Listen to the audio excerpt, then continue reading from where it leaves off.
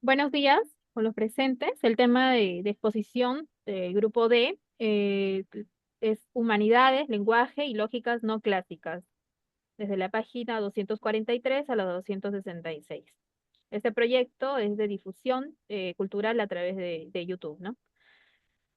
Tenemos este autor y docente, el señor Rafael Félix Mora Ramírez, del curso de Lógica Jurídica.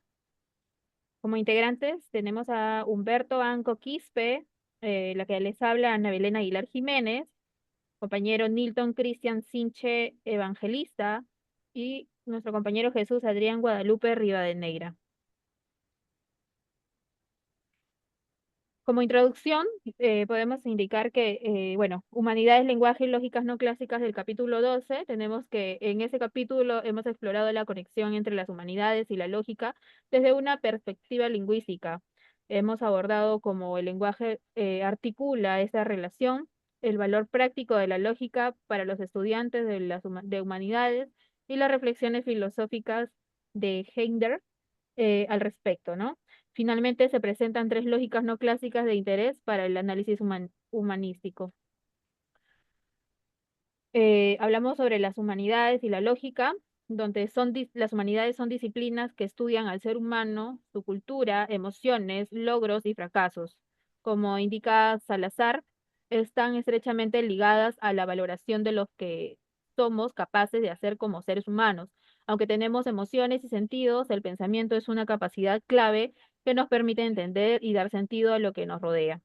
De esa capacidad nace la filosofía, una de las disciplinas más complejas dentro de las humanidades, ¿no? Luego tenemos, bueno, al siguiente y nos indica que es en este contexto la lógica aparece como una herramienta fundamental, aunque su presencia puede parecer contradictoria, ya que muchos consideran que las humanidades están alejadas de las matemáticas.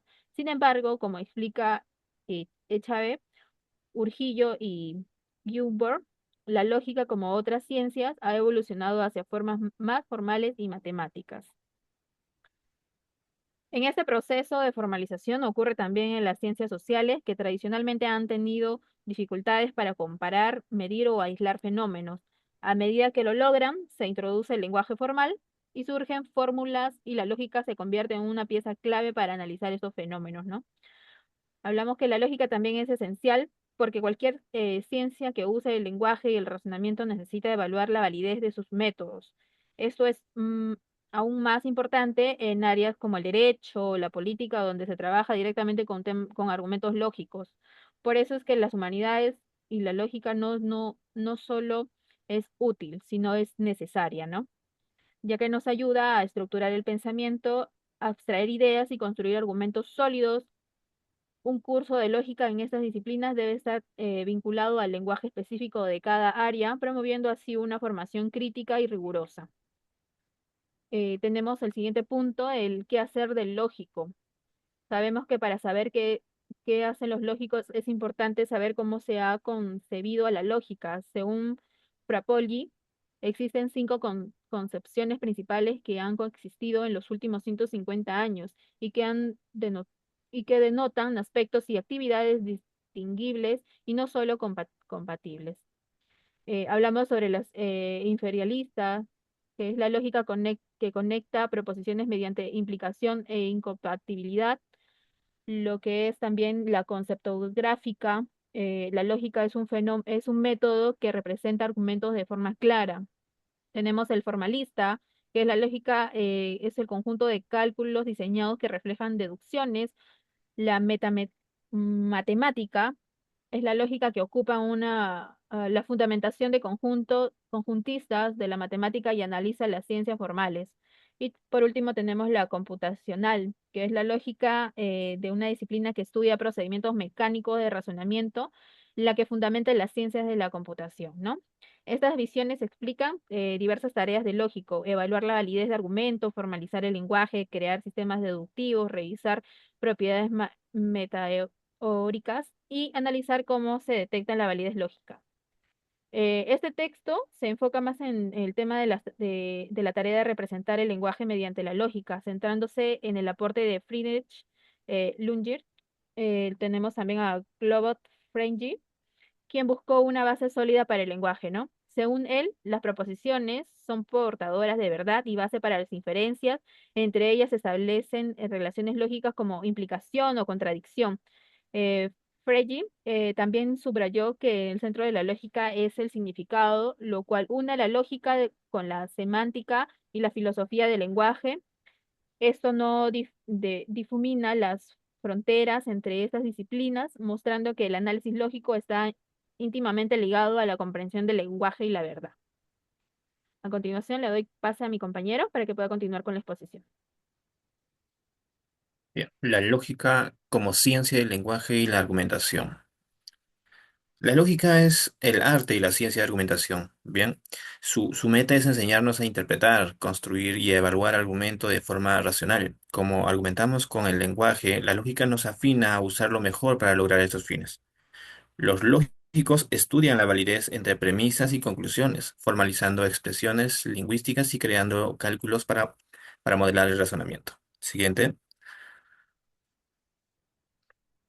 Y también tenemos el lenguaje lógico, características y propósito. ¿Ya?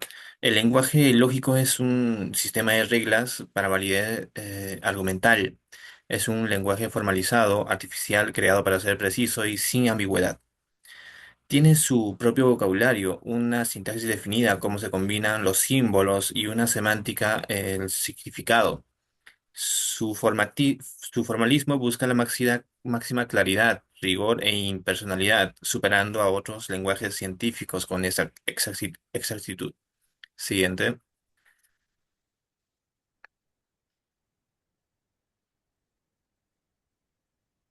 Y tenemos acá la comparación entre la lógica y el lenguaje natural, ¿no? Que hay una distancia notable entre el lenguaje natural y el lógico.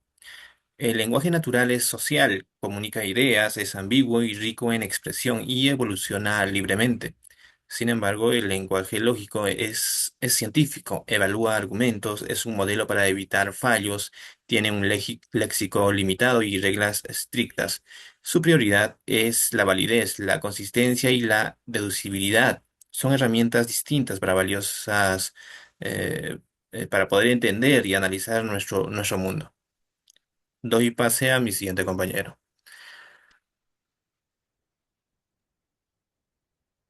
Ventajas de la lógica. En una tradición formal, bueno, tenemos muchas ventajas. La lógica ayuda a analizar estructuras y lenguaje con claridad. Permite evaluar argumentos de forma precisa, evitando ambigüedades. Se basa en símbolos y reglas para representar razonamientos válidos, enfoques claros, técnicos útiles para la argumentación racional. Entre las ventajas más destacadas tenemos que facilita el análisis estructural del lenguaje, potencia el razonamiento argumentativo. Esto nos ayuda pues en los escritos.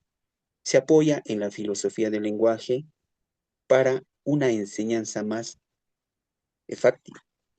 Formaliza diferencias y relaciones conceptuales. Sirve como sistema de representación racional. La siguiente, por favor. La lógica desde otra tradición. Aquí entendemos que la lógica es vista como una forma de comparación al ser y a la verdad. No se enfoca solo en reglas, sino en cómo el lenguaje revela un mundo de distinta manera. Valora el pensamiento existencial y el concepto humano. Entre ellos tenemos claves para, para esta tradición, como la lógica como expresión del pensamiento y del ser. Valoración de logos como discurso relevador. La verdad emerge del acto de comprensión, no de la manera inferencia. Se vincula a la experiencia humana y su relación con el mundo. Doy pase a mi siguiente compañero.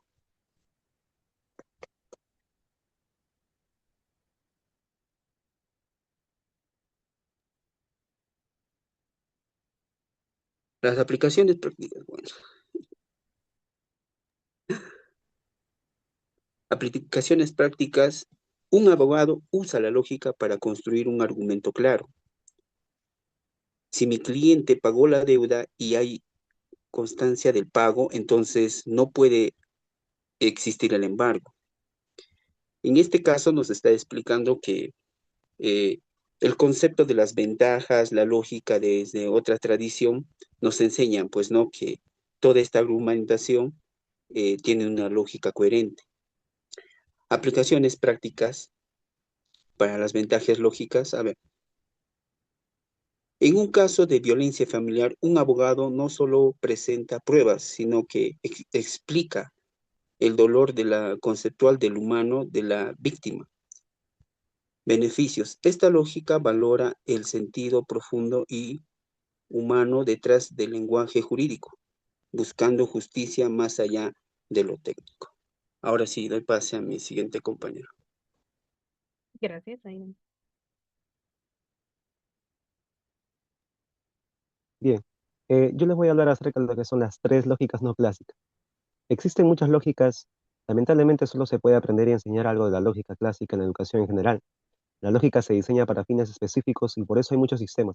Por ejemplo, en la psicología se desarrolla la lógica operativa, en los abogados surge la lógica deónticas, para matemáticos, las institucionalistas, para moldear fenómenos subatómicos, la lógica cuántica, para lingüistas, hay toda una tradición de las lógicas intencionales. Hay también lógicas para conscientes, libres relevantes, hipotéticas, de conjuntos borrosos, sin contar con los últimos desarrollos de viejos temas, como las lógicas intuicionistas, polivalentes, dialécticas, etcétera, ¿no? Y para computación hay lógicas dinámicas y temporales, para moldear la dinámica computacional y manejar bases de datos lógicos, sistémicos, lineales y para varios monóticos. En todo caso, el default del razonamiento por defecto, la circunscripción, los modales no monótonos y en todo caso las preferenciales. Bien, vamos a presentar, siguiente, la lógica trivalente, son las tres lógicas no clásicas en todo caso. También conocida esta lógica trivalente como lógica terciaria o lógica de tres valores. Es un sistema lógico que extiende la lógica bivalente, ¿no? Tradicional al incluir un tercer valor de verdad, además de un verdadero y falso. Este tercer valor puede representar una indeterminación, un valor no definido, una mezcla de ambos. Características de esta lógica trivalente. Tenemos tres valores de verdad. La lógica trivalente utiliza tres valores de verdad, verdadero, falso y un tercer valor que puede interpretarse de distintas formas. Extensión de la lógica bivalente. La lógica trivalente se basa en la lógica bivalente, pero añade un tercer valor de verdad para representar situaciones más complejas. Diversas aplicaciones. La lógica trivalente se utiliza en diversos campos, como la informática, la filosofía, la lingüística y la física cuántica. Las interpretaciones del tercer valor. El tercer valor en la lógica trivalente puede tener diferentes interpretaciones, dependiendo del contexto. Indeterminación. El tercer valor puede representar una situación en la verdad de una proposición, no determinada o es desconocida. Valor no indefinido, que también es una característica de este valor. El tercer valor puede representar una situación en la que una proposición no tiene un valor de verdad definido. Mezcla de valores. El tercer valor puede representar una situación en la que la proposición es tanto verdadera como falsa en cierto grado. Ejemplos de aplicaciones en la física cuántica, por ejemplo. La lógica trivalente se utiliza para representar la superposición de estados de un sistema cuántico. En la computación, la lógica trivalente se utiliza para representar el estado de un bit que puede ser de 0, coma 1 o un valor indefinido. En la filosofía, la lógica trivalente utiliza para analizar, en todo caso, proposiciones que pueden ser verdaderas, falsas o indeterminadas. Tenemos también, siguiente, la lógica difusa. Ah, listo, la lógica difusa, aceptando la ambigüedad, la probabilidad subjetiva y la lógica difusa. La lógica difusa, en todo caso, nos, es un concepto que desafía la lógica binaria tradicional. Ha ganado una atención significativa en varios campos debido a su capacidad para mejorar la ambigüedad y la incertidumbre. A diferencia de la lógica clásica, que se ocupa de valores nítidos, de verdadero o falso, la lógica difusa abraza la idea de la verdad parcial, lo que permite asignar grados de verdad a las declaraciones. Esta característica única hace que la lógica difusa muy adecuada para la toma de decisiones en entornos complejos e inciertos. La lógica difusa, en todo caso, es una forma lógica que permite trabajar con valores indeterminados entre verdadero y falso, a diferencia de la lógica clásica, que solo permite dos estados, verdadero uno o falso en este caso que es cero, pues, ¿no? ¿Por qué es útil la lógica difusa? Porque muchas situaciones del mundo real no son blanco o negro, sino que existen grados de verdad. Por ejemplo, en la lógica clásica la temperatura es más caliente, entonces solo puede ser verdadero o falso. En la lógica difútil la temperatura está caliente, puede ser de 0.3, 0.7, 1.0, etcétera, dependiendo de cuán caliente se le perciba, pues, ¿no? Ejemplo simple, supongamos que un sistema de aire acondicionado, una lógica difusa, en lugar de decir, si la temperatura es mayor que 30 grados, entonces enciende el aire, pues, ¿no? Puede usarse reglas, en este caso, si hablamos de la temperatura es ligeramente caliente, entonces por el aire en modo bajo. Si la temperatura es muy caliente, entonces por el aire es más, en todo caso, modo alto, ¿no? Cada término ligeramente caliente o muy caliente es un conjunto difuso con límites poco definidos, donde podemos aplicar la lógica difusa en controladores electrodomésticos, aire acondicionados, lavadoras, inteligencia artificial, reconocimiento de voz, la toma de decisiones, en lo diagnóstico de los médicos, en los sistemas expertos, ¿no? La ventaja es que permite tomar decisiones en ambientes inciertos o ambiguos, imitando el razonamiento humano. Gracias. Gracias.